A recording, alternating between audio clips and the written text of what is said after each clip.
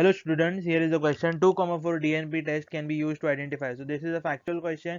You need to know what 2,4 DNP is and what it does. So 2,4 DNP test is called as Brady's reagent, and the aqueous solution of this Brady's reagent, it reacts with carbonyl compounds, aldehydes and ketones to give a colored precipitate. The color precipitate is brown in color.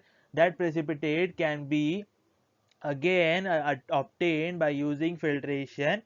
Over here this is the aldehyde. What reaction happens is this is the D 2,4 DNP, as we have over here. This is the second place, this is the fourth place, and over here when it reacts with an aldehyde, the oxygen group here is taken away and we form a double bond over here with the nitrogen atom. Now this is the precipitate that is formed. It is orange in color, and this can be purified using refiltration. Thank you.